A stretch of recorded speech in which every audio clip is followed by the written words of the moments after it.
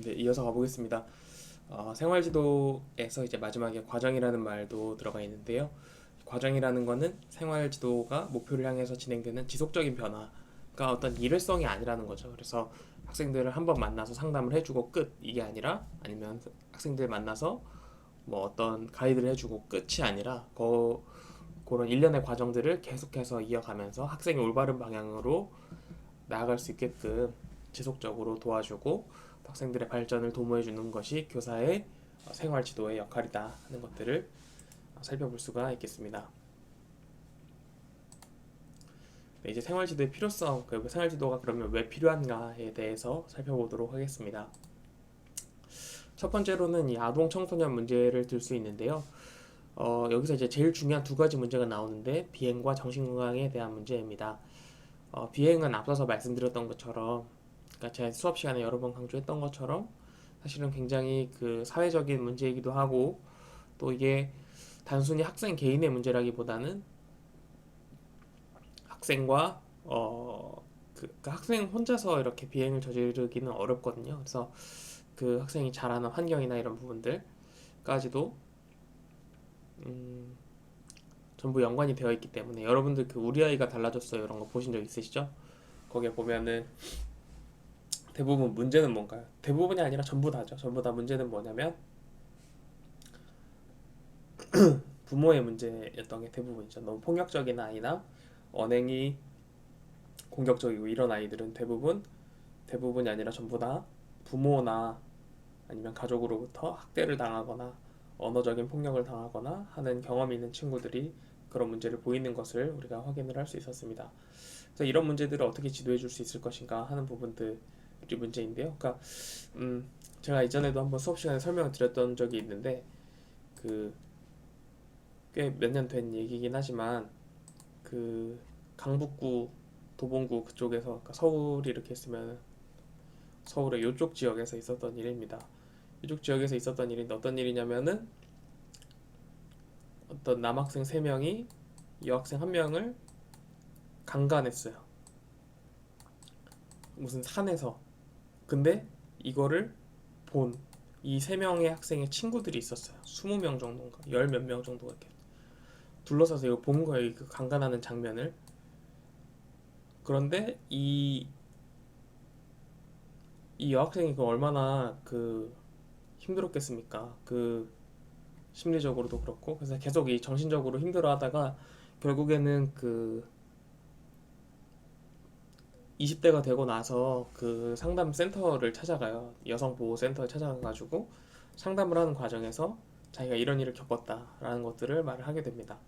그래서 이런 말을 하게 되니까 이걸 겪고 난 이후에 이제 어떤 일이 생기냐면은 결국에는 그 센터에서 이 사람들을 전부 고발을 해준 거죠. 이 실제로 강간을 했던 3명은 물론이고 이 강간을 방관하고 있었던 이 사람들 전부에 대해서 이제 고발을 진행하게 되는데요. 결국은 어떻게 됐냐면 이 사람들뿐만 아니라 당연히 이 사람들까지 전부 처벌을 받았습니다. 근데 이제 이 부모들, 이 학생들의 부모들로부터 2차 가해가 시작이 되는 거죠. 어떤 식의 2차 가해냐면은 우리 애는 거기에 참여를 안 했다. 이거는 얘가 잘못해서 그런 거다. 이런 식으로 이제 공격을 하는 거죠. 이게 그러니까 부모의 문제인 거죠. 그러니까 이게 근데 학생들 입장에서는 이런 교육을 제대로 안 받아서 그런 문제 생길 수도 있거든요. 그러니까 물론 이렇게 강간하는 것은 잘못됐다라는 거는 당연히 상식 수준의 일이지만 이것을 나는 여기에 참여 안 하고 그냥 보기만 했으니까 나는 문제 없다 라고 생각하는 이런 학생들도 있을 수 있다는 거죠. 그래서 여기서는 어떻게 대처하는 것이 좋은가 하는 부분들에 대해서도 반드시 이제 이야기를 하고 또 지도를 해줄 필요가 있습니다. 이 사례에서 볼 수 있는 게 어, 요 학생들 있죠. 요 실제로 범죄를 저지른 학생들에 대해서는 이런 비행의 문제에 대해서 학교에서 지도를 해주고 왜 그러면 안 되는지 그리고 이런 것들이 재발하지 않으려면 어떻게 해야 되는지에 대한 내용들을 다룰 수가 있겠죠. 이 한 명의 학생에 대해서는 어떻게 해야 될까요? 이 한 명의 학생에 대해서는 정서적으로 잘 치료가 되고 회복될 수 있도록 또 가이드를 해주고 선생님들이 잘 보호를 해주는 것이 또 하나의 역할이겠죠. 그런 소문이 흘러가지 않게끔 도와주는 거와 또 그 이제 그런 식으로 빠지지 않게 해주는 거, 그리고 정신적으로 피폐해지지 않게끔 치료를 병행할 수 있게 해주는 거, 그런 부분들이 또한 생활지도 영역에 포함될 수 있습니다. 제가 아주 극단적인 예를 들었던 거고요. 사실 이런 부분뿐만 아니라 우리가 학교에서 이제 흔히 겪는 문제 중에 왕따 문제나 폭력 문제가 있죠. 제가 재밌는 얘기를 들었는데 그 명절에 친구를 만났어요. 그 추석 때 친구 만났는데 이제 그 친구가 그런 얘기를 하는 거예요. 요즘 학생들이 너무 무섭다.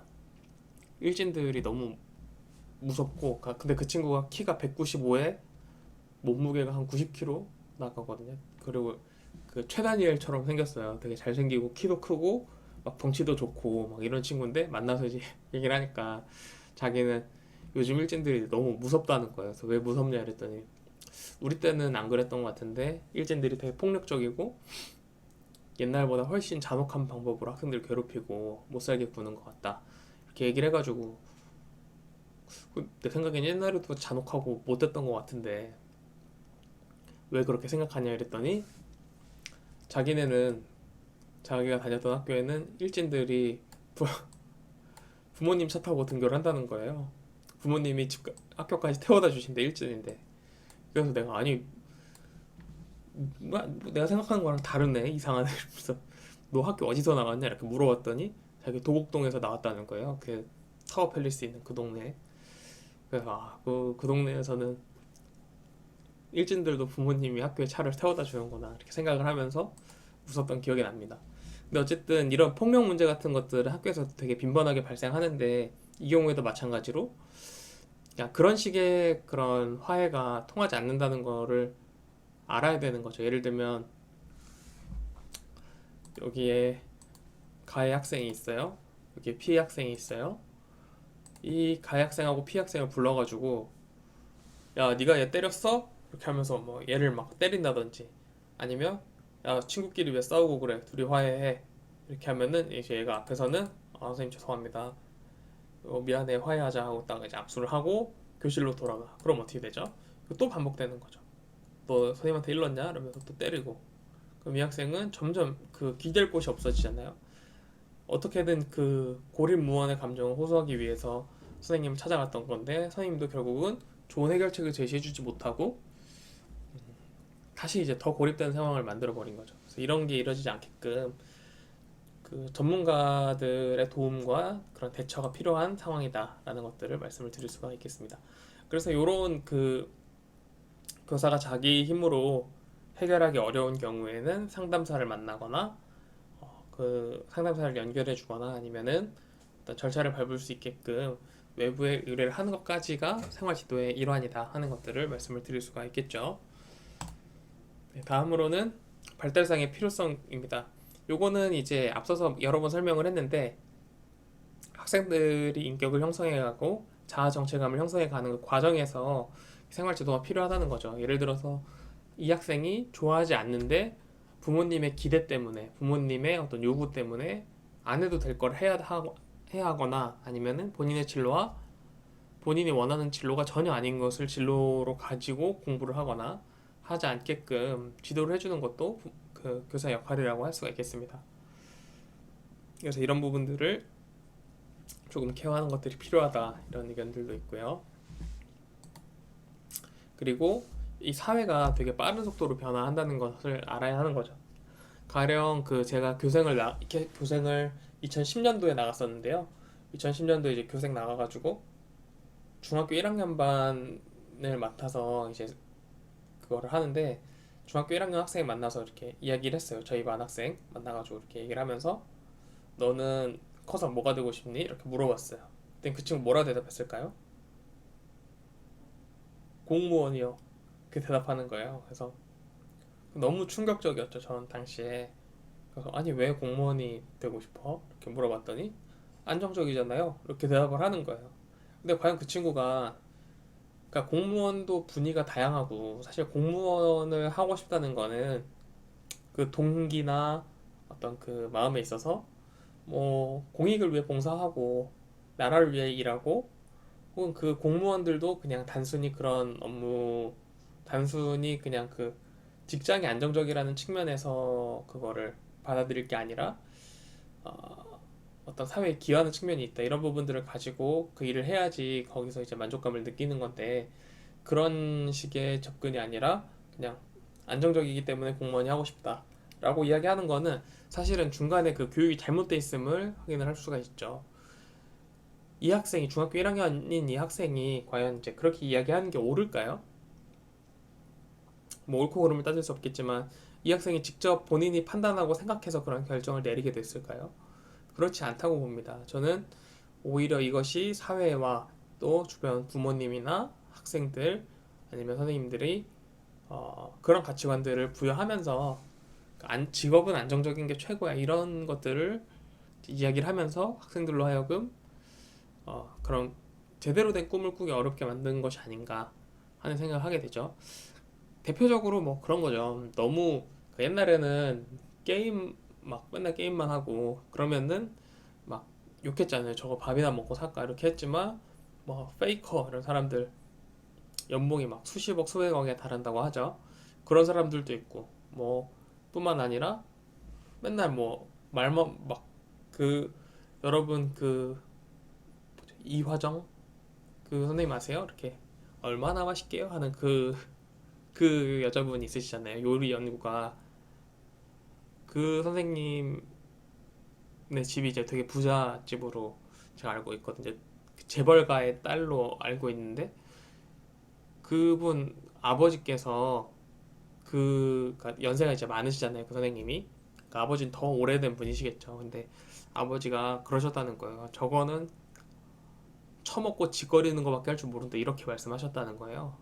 그래서 너무 그게 이제 속상했대요. 그러니까 자기는 먹는 거 좋아하고 말하는 거 좋아하고 그래서 먹고 말하고 이런 거 하는 건데 부모님이 저거는 처먹고 말하는 거밖에 할 줄 모르 처먹고 짓거린다 이렇게 표현을 했다는 거예요. 그래서 자기가 옛날에는 그런 거에 상처를 받았는데 자기가 크면서 자라나면서 보니까 자기가 지금 뭘 먹고 사느냐라고 봤을 때 자기가 요리를 만드는 걸 보여주고 요리하는 거 보여주고 그거를 가지고 이야기하고 그래서 아버지가 나를 그렇게 욕했던 것처럼 자기가 처먹고 짓거리는 걸로 돈 잘 벌고 잘해 먹고 산다.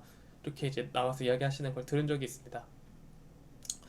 결국은 이제 그 직업 사회라는 것이 되게 빠르게 변화하고 있기 때문에 우리가 알지 못하는 직업들이나 우리가 알지 못하는 그런 음, 직업들이나 산업 분야들이 계속해서 생겨나고 있기 때문에 어, 우리가 기존에 부모님이 알고 있던 그런 직업 세계랑 이렇게 달라질 수가 있는 거죠. 공무원이 언제까지 안정적일 수 있겠습니까? 그 그리스 사태 같은 걸 보면은 공무원 숫자가 늘어나면 결국은 국가 재정에는 악영향을 미치게 되거든요. 필요 이상의 공무원 수가 있으면은 국가 재정이 점점 깎여 나가게 되고 그러면 이제 건전한 재정 집행이 불가능해지기 때문에 결국은 사회가 혼란으로 빠지게 되죠. 결국은 기업하는 사람들도 기업할 의지를 잃게 되고 하는 등등의 이런 문제들을 생각을 해본다면은 이런 부분들을 조금 고민을 해서 그 교사가 학생한테 지도를 해줄 수가 있겠습니다. 어떤 그 엄마가 교수님이고 아빠가 변호사인가 그런 집 아들이 있어요. 근데 그 거기 그 TV 프로그램 중에 여러분 그거 아시죠? 공부 뭐 어쩌고 공부가 뭐니? 그런 프로그램에 나와가지고 이야기한 게 있는데 이제 애가 학원을 가는 거야. 학원을 가는데 부모님이 물어봐요. 너는 학원에서 뭐 배워? 이렇게 물어보니까 그냥 뭐 이렇게 생각하는 것도 배우고 그 다음에 이런 전략 같은 걸 배운대요. 그걸 딱 듣는 순간 여러분들 뭐가 떠오르세요? 아, 공부하는 방법에 대해서 가르쳐주는 학원인가 보다 이렇게 딱 생각이 들잖아요. 실제로 그 학생이 간 학원은 어디였냐면 게임 학원이었습니다. 그래서 게임 학원에 가서 실제로 어떤 식으로 게임을 해야지 잘할 수 있는지, 어떤 식으로 해야지, 뭘 생각해야지 이 게임에서 이길 수 있는지를 생각하게 해주는 거. 그게 이제 그 게임 학원에서 가르쳐 주는 거라고 해요. 그래서 그거를 가르쳐 주고, 그걸 배우고, 뭐 이런 식으로 그런 과정들을 통해서 부모님이 그걸 보고서 제가 되게 놀랍다고 느꼈던 게 사실은 그 교수와 변호사, 검사라는 직업은 사실 사회에 되게 타협을 하면서 사회와 밀접한 연관을 맺으면서 올라간 그런 케이스잖아요. 그러니까 사회에 순응하면서 한 케이스인데 이런 사회의 변화를 인식하고 사회의 변화에 맞게끔 학생을 이렇게 케어해주는 방향으로 교육을 시키는 거 그런 게 이제 되게 좋은 거라는 거죠. 그래서 그런 식으로 생활 지도를 해줄 필요성도 있다. 그래서 부모님한테 그걸 물어봤어요. 왜 게임 학원을 보내게 됐느냐라고 물어보니까 애가 좋아하는 게 그거밖에 없는데 이거라도 잘 배워서 잘하면 되지 이렇게 이제 대답을 하시는 그 장면을 보면서 진짜 게임 부모님이구나 라는 생각도 한편으로는 했고요. 또 한편으로는 어떤 생각을 했냐면 정말 저 사람들이 탁월하다. 그분들이 이제 말하는 거는 실제로 그 게임을 해서 어느 정도의 성취를 이룰 수 있는지를 어, 경험해 보게끔 해줬다는 측면에서 그런 점에서 이제 되게 장점이 있다는 생각이 들었습니다. 이런 식으로 교사들도 변화하는 사회에 맞게 학생들을 가르쳐주고 이끌어줄 필요성이 있다 하는 것들을 말씀을 드릴 수가 있겠습니다. 그리고 가족 구조와 성 역할이 바뀌면서 옛날에는 여자면은 뭐 어때야 되고 남자면 어때야 되고 이런 것들이 있었지만 이제 그런 것들 그런 역할들이 무너지면서 학생들이 본인의 어떤 그 장래 희망이나 직업을 가지는 데 있어서 그런 편견이나 이런 것들이 많이 무너지게 되었다는 거죠. 그래서 학생들한테 네가 반드시 남자이기 때문에 꼭 돈을 벌어야 할 필요는 없고 잘 버는 아내가 있으면 잘 버는 아내를 잘 보조해서 가르칠 수도 있는 거고 또 자녀를 가르칠 수 있는 거고 또 뿐만 아니라 여자라고 해서 아이를 잘 기르는 것이 가족의 어떤 최종 목표가 아니라 가정 내에서 역할은 서로 다를 수 있다. 여자여도 돈을 잘 벌면 집안의 가장이 될 수가 있고 또 이런 것들을 할 수가 있다. 이런 것들을 이제 가르쳐주는 교사가 필요하다는 거죠. 그래서 뭐 꼭 뭐 이제 고리타분한 얘기인데 그러니까 제가 보니까 저는 이제 시골에서 나고 자랐잖아요. 강원도에서 태어나고 자랐으니까. 그리고 강원도에서도 저는 이제 원주에서 자랐는데 저희 동네보다 더 시골인 데도 있단 말이에요.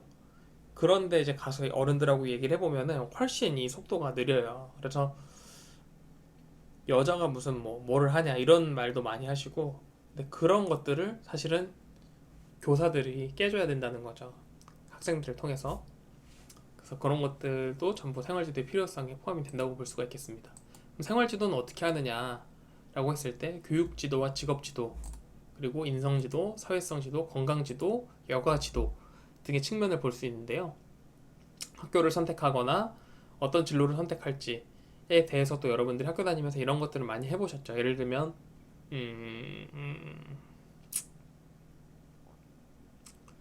수능 성적표 가지고 와서 어디에 지원할 거야? 이렇게 물어본다거나 아니면 그 전에 그 고등학교 어디 갈 거야? 어느 형태의 고등학교에 진학하고 싶어? 이런 것들 물어보는 거 그런 과정들이 교육 지도에 해당하고요.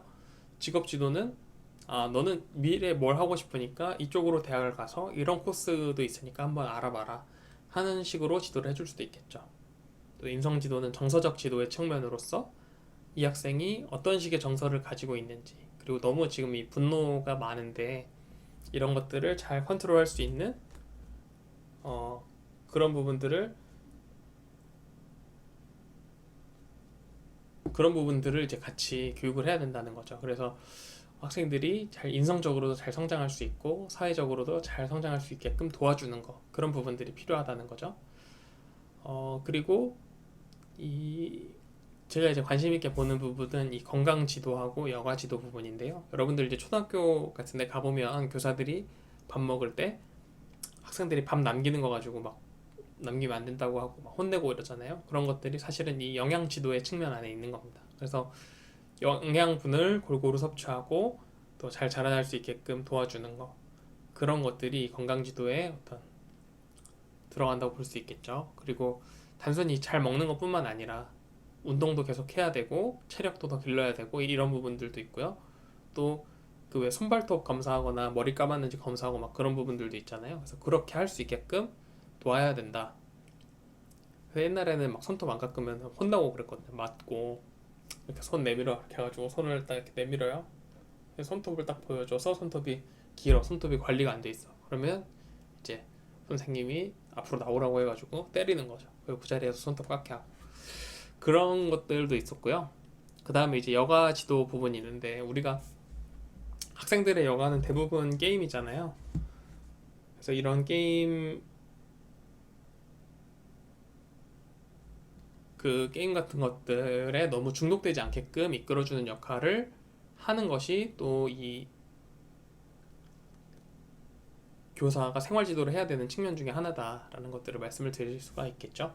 그래서 단순히 이런 게임 같은 것뿐만 아니라 좋은 경치를 보고 아니면 좋은 어떤 정서적인 활동을 촉진시킬 수 있는 뭐 그림을 그려본다든지 아니면은 좋은 음악을 듣게 해준다든지 좋은 음악을 소개해 준다거나 아니면은 좋은 문화를 소개해 준다거나 아니면 여행지를 가보게끔 도와준다거나 하는 것들 그런 이제 여가를 어떤 식으로 활용할 수 있는지에 대한 내용들도 생활지도에 전부 포함이 된다고 할 수가 있겠습니다.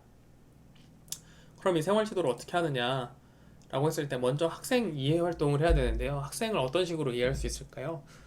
크게 이제 두 가지로 볼 수가 있습니다. 만나서 이제 이야기를 나눠보고 두 번째로는 검사를 해보는 거죠. 이 검사는 이제 뭐 이 학생의 문제가 있으니까 불러다가 뭘 해보자 이게 아니라 예를 들면은 성적표를 가져다 놓고 왜 이 과목에서 잘 못하는지 이런 것들을 지도해 줄 수도 있고요. 또 뿐만 아니라 정서 검사 같은 것도 있어요. MMPI 같은 거.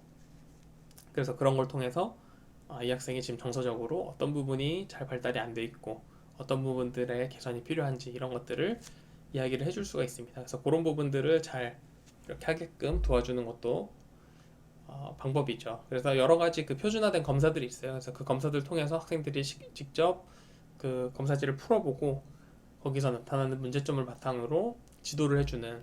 그래서 여러분 막 적성 검사 그런 거 해보셨죠? 저는 그 적성 검사 했을 때도 항상 그런 게 나왔거든요. 교수, 교사 이런 게 많이 나왔어요. 왜 나왔냐면은 앞에 나가서 잘난 척 해야 되는데 딴 사람이 지금 하고 있잖아. 앞에서 다른 사람이 잘난 척 하고 있으니까 막 얼마나 싫었겠어요. 그러다 보니까 이제 혼자서 하루 종일 떠들 수 있는 교수가 되게 된 거죠. 그런 걸 지도해 주신 분들께 되게 감사하죠.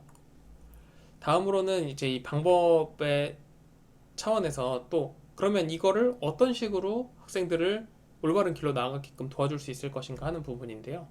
여기서도 마찬가지로 어떤 정보를 제공해주는 역할을 할 수도 있고요. 학생이랑 상담을 통해서 할 수도 있고 아니면 그 학급 자치 활동을 통해서 이 문제를 해결하도록 할 수 있습니다.